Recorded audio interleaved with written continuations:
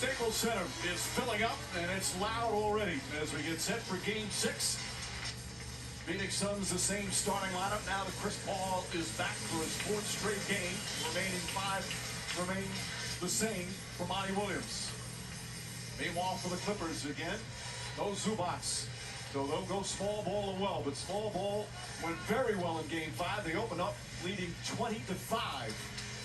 And Game 5 for the Clippers, that was the latest and newest candidate for biggest win in LA Clippers history. And had a bunch of them throughout this playoff run. Now a chance to even the series. Meanwhile, for Phoenix, they've had a lot of big road wins during the playoffs. 1 against the Lakers, 2 against Denver. Game 4 here against the Clippers. And they get another one in advance to the finals. Alley-oop ball right on target to Mikal Bridges. Yeah, it was a great back screen. Set play against the zone. The old Carolina lob ball to Bridges. And Mike, couple of the Suns not dapping up the other team.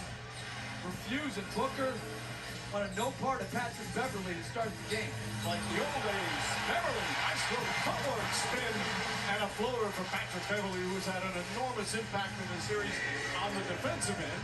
He gets them started offensively tonight. Dave Crowder hits a 3. The Suns, Mark, they need some other players to start knocking down consistent shots. Their offense has been up and down in this series. And that's a welcome sight. Crowder making a shot. Guys like that making shots will take the pressure off of Paul, Booker, Ayton. It'll open things up. Morris had that great start the other night. Passes inside to Paul George. Ayton is on him. Shot clock at 3. George makes his move, lost it, got it back, does not get it off in time, a 24-second violation. But you see what Phoenix is doing differently tonight. Instead of letting Booker play Morris one-on-one after the switch, they're running Crowder back there and kicking Booker out.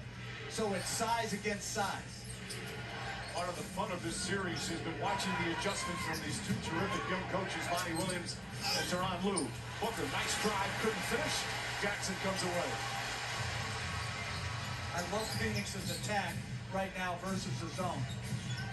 The zone very good for the Clippers in Game 5. Marcus Morris can't connect.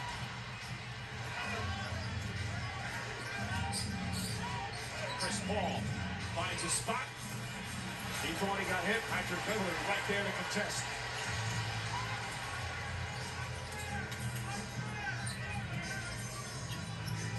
Beverly against Mikal Bridges, isolated. Jackson drives on Booker. Whips a pass out man. Extra pass Morris, corner 3. And Morris, with his first 6 shots on Monday night Game 5, has missed a couple. Booker drives, gets in, and lays it in off the glass. One thing you realize, the pace in which the Phoenix Suns pushing the basketball off of makes the miss. That time, getting Booker early opportunity off of the pace. Booker has not shot well since that brilliant Game 1, but starting to get back on track in Game 5. Paul George misfires. These are great looks. Morris has had 2. George has had 1. Wide open. DeAndre Ayton can't get him the ball. You just don't know from one game to the next in a playoff series as Beverly drives, lays it up, and then Beverly has their first 2 buckets. The Clippers scored 36 more points on the road than they did in Game 4 when they were at home. 80 points in Game 4, 116 in Game 5. Chris Paul, well defended again by Beverly. He has just been spectacular defensively. George the drive and the finish. He's been spectacular defensively and letting guys know that time in Chris Paul's ear after the defensive stop.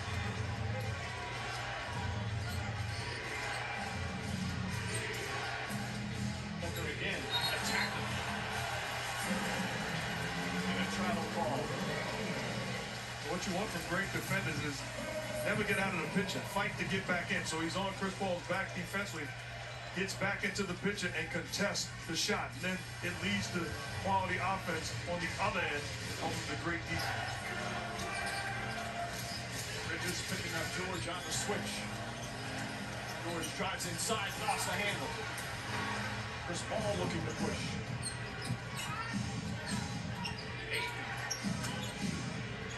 posting up Marcus Morris.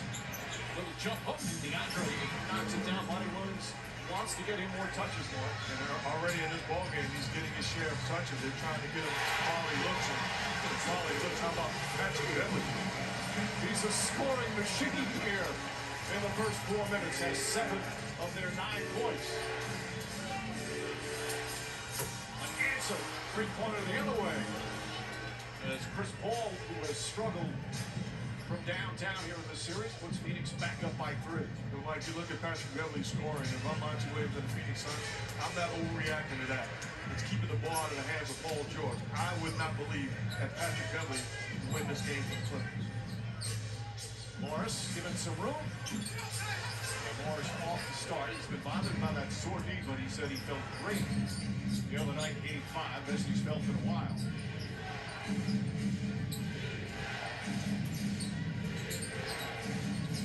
Chris Paul against Paul George. Shot clock down to 6. Now it's Jackson on it. Paul has to hoist up the three-pointer. Rattles it in. Chris Paul once again from downtown. And Tyronn Lue wants a timeout. As Phoenix has gone out, they've hit 6 of their first 10 from the field, including all 3 of their three-pointers. Well, Chris Paul missed a couple mid-rangers to start, but now he's knocked in 2 consecutive threes. They need Chris Paul, and Chris Paul needed to see the ball go through the basket.